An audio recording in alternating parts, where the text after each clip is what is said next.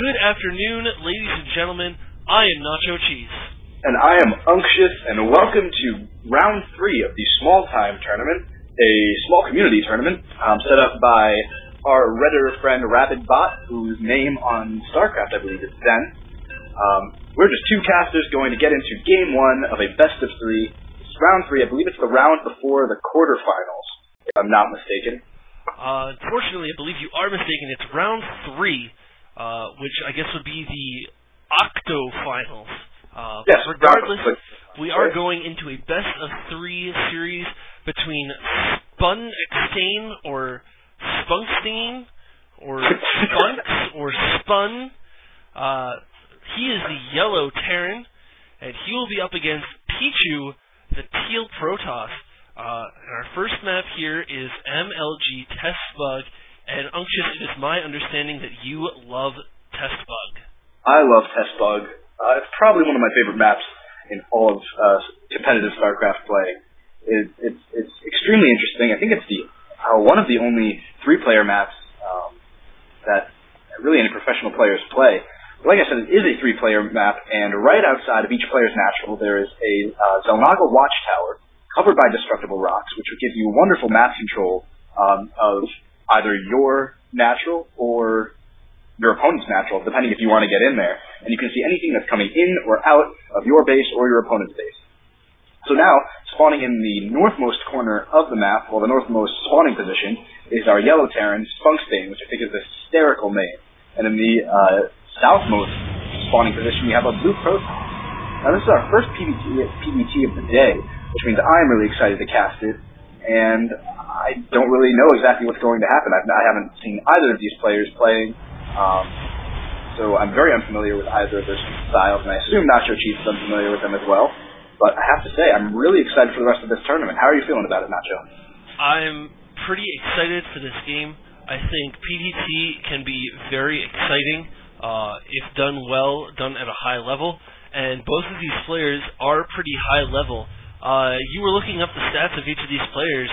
What league are these guys in? If I recall, I believe Spun here is a Masters player, and Pichu is I believe, a low diamond. So there should be some good competitive play going on. It should, at the very least, be entertaining. Both of these players have fought their way through the first 2 rounds, which means that they have at least something going for each of them. And it looks like our blue Protoss is going to be opening with a gateway, getting that assimilator down, a very standard opening.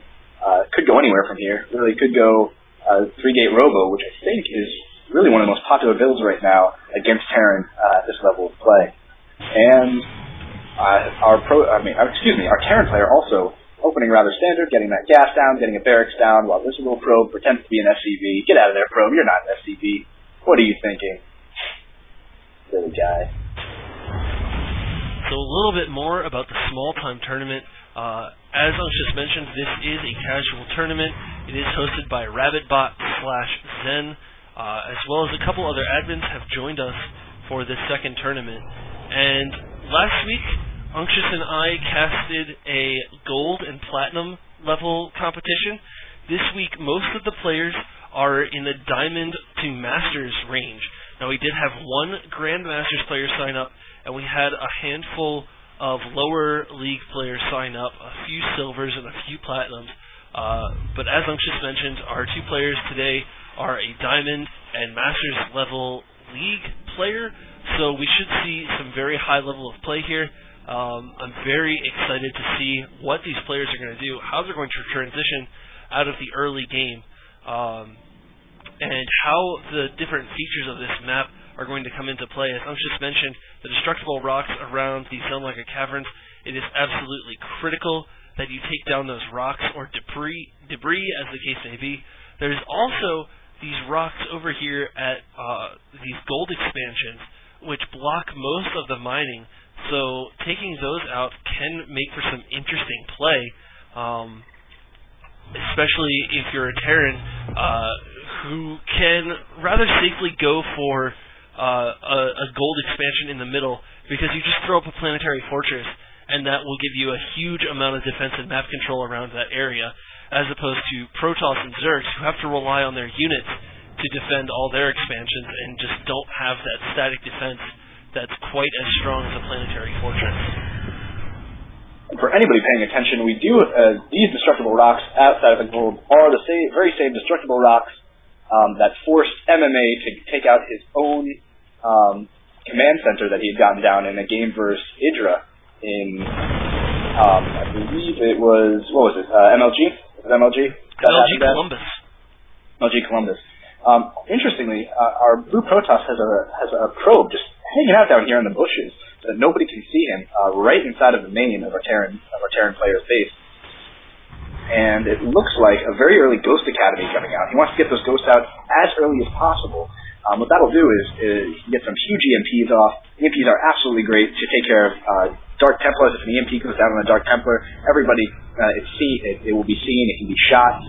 It takes out the energy from these sentries, the Protoss sentries, which really absolutely hugely important to take care of, because those sentries basically have their built-in map editors.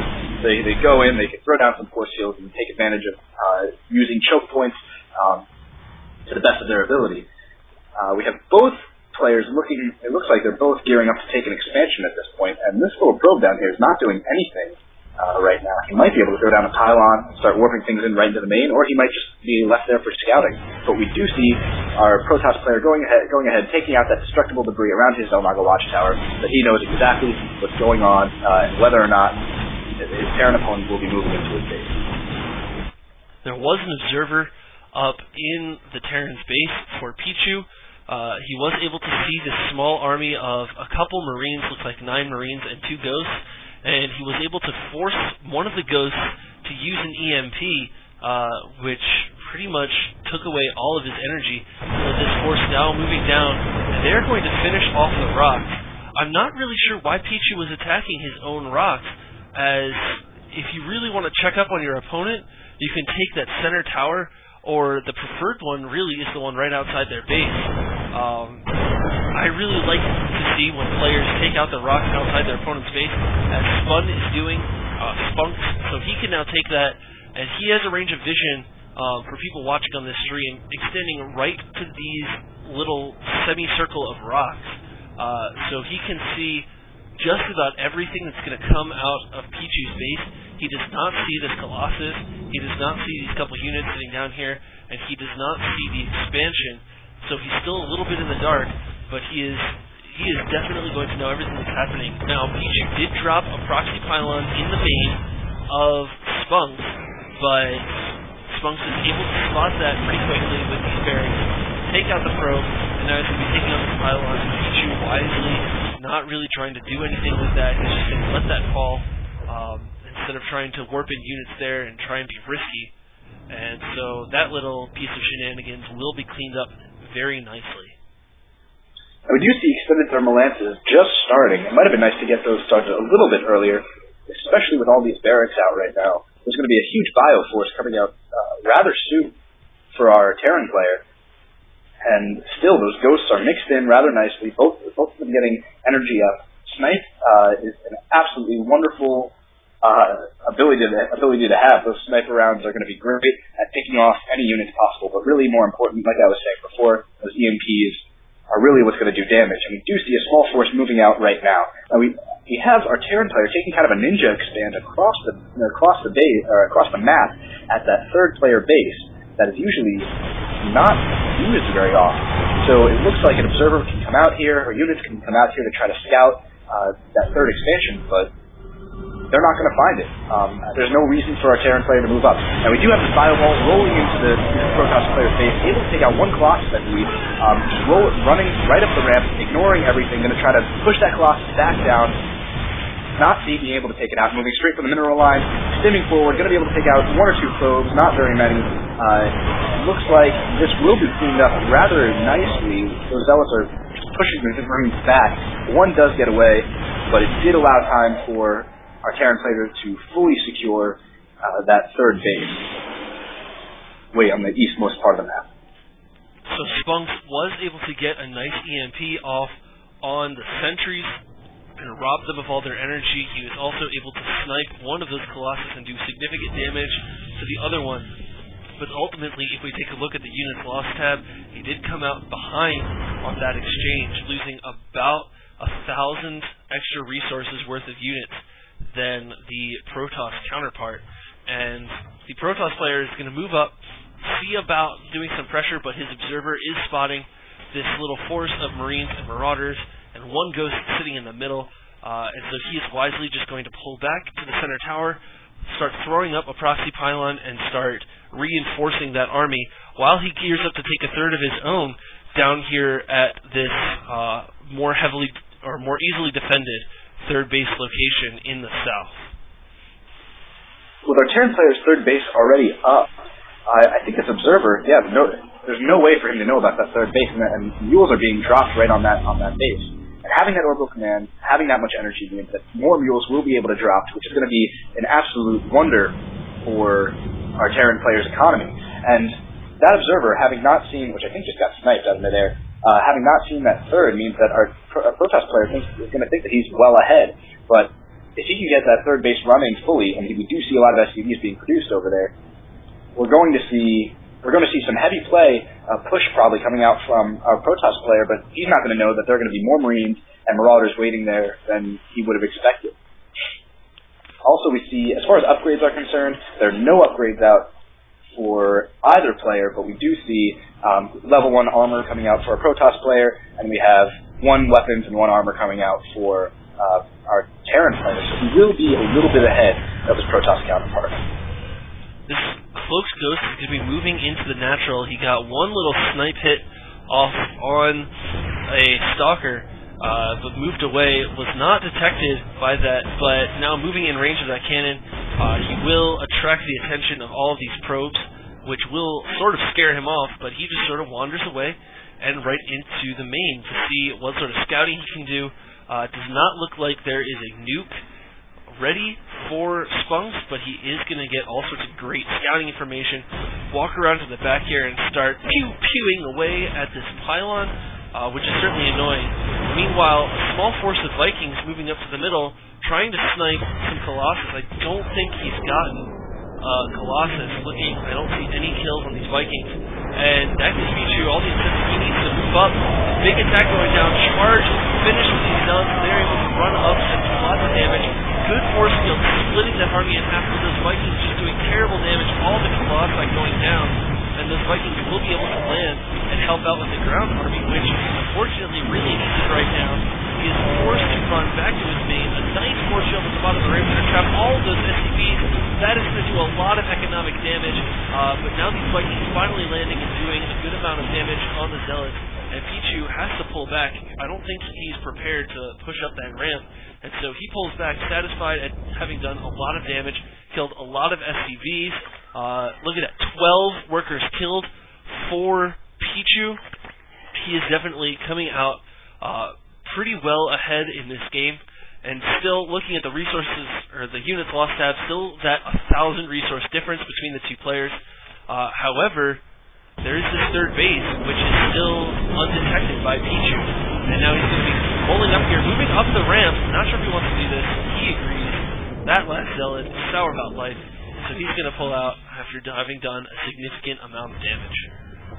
There's a ghost hidden in the back of the Protoss player's base right now. And I believe there's 1 nuke available. So next time that Protoss player starts to come out, or whenever that ghost is feeling comfortable, he can come forward. He's cloaking forward. Actually, right now, looks like he's going to be calling in that nuke right on the main mineral line. Oh, actually, on the production facilities, 2 gateways and a robotics facility right now. And the ghost is spotted. The nuke does not go off. The Colossi that's standing right there did get spotted. I'm not exactly sure by what. I don't see an observer out, and I think he was out of the way of this cannon. But that is actually that was absolutely amazing. That could have been hugely detrimental. Luckily, units were right in the place that they need to be. Finally, a Zealot now scouting that third base does come up and see it. He's going to know that this third base has been up and running for quite a little bit, and that means that force, a huge Protoss force right there, will be able to roll in without any reinforcement back there to stop it from happening. So we are seeing a few Zealots splinter off and try to take care of that third base. And that's going to be horrible. There's no units over there. There's nobody to take care of it. So that will go down rather quickly. Pichu being very wise, only sending a small fraction of an army out to take that out. If Protoss players get a little too greedy, get a little too excited to send their whole army to take an expansion, that can put their army way out of position, and that can lose them the game. So he's only sending a couple zealots out, keeping his main force at the center, which is going to be in a perfect position to be able to defend against this attack. Looks Ghost now going forward, going to get off a great EMP. Oh, it's a little late. Does get a couple units. This Ghost does not have enough energy between the cloak and throwing down that EMP to follow it up with another one. But these Colossus are getting sniped. One goes down, another goes down. There are no Colossus left at the main base of Pichu, and it is a small gateway force up against a small, essentially barracks force, with just a couple Vikings. Some force fields being thrown down there saying, hey, we're still here, we're still here. There are a couple High Templar here, which would have been ready to storm if they had not been EMPs. That was a great EMP. Pichu wisely warping them into Archon, but that is huge. All of those sorts of videos to take out all of these units, getting stims, running away. Instead, these Zealots are going to have to give chase. They are still doing a significant amount of damage with the charge, able to keep up with them, forcing another stim out of them. And now Pichu is going to be pulling back, satisfied with the damage. Looking back at the resources, or the units lost tab, again, Pichu just pulling very, very far ahead. We look at the 40 food supply difference. If we look at the income, Pichu is ahead now that he's taken out this third base. And Pichu, the Diamond player, showing a very strong play against Spunx, the Masters player. Not sure where Spunx is going to be able to go from this, as he is down to one mining base. He only has one guy, now up to 3 guys on this refinery. He's just now getting his second refinery back up at the natural. He has no command center at his main. He's floating that off to another expansion to be able to get some more mining. The Zealot would have been in time to spot this had he been a little bit later, but instead he's going to run in there, see that there's no expansion, run out, and I'm not sure if he's going to be able to spot this command center. He does have the Zealot there to spot it, but his attention is elsewhere, and that command center may have gone undetected. A single High Templar wandering forward and quickly going back. He doesn't want to be caught out there, but Pichu is going to be able to catch this army a little bit off guard, and will kill a single Marauder, it looks like. High Templar moving up. He's going to get a storm. Oh, he's feedback one of the medevacs, but the Limbeck had barely any energy. Now Storm's going up like crazy.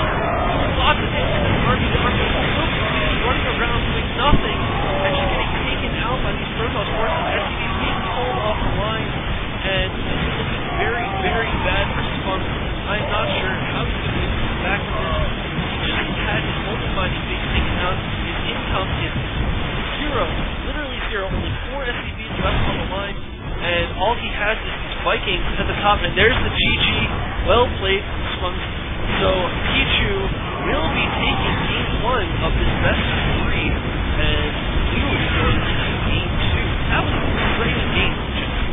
That was an extremely exciting match, and our Terran player did lift up his main command center to try to get it to somewhere safer, but just not in time. Our Protoss player had better macro. He had a really nice unit composition. Despite those ghosts that were on the field, and despite the fact that a ghost was able to get inside of our Terran player's base, it just wasn't enough. If our Terran player could have gotten 1 or 2 more bases up, it might have been different. But with the nice harassment coming from a Protoss player, there was very little he could do to try to get back into it. I think, although not a one-sided match by any means, I definitely think Pichu earned that win just based on how he was able to scout around, found that third base when it started mining, and was able to take it out rather quickly. So we'll be moving into game 2 very soon. Until then, I am Nacho Cheese. I'm Unctious, and we will see you after this brief break.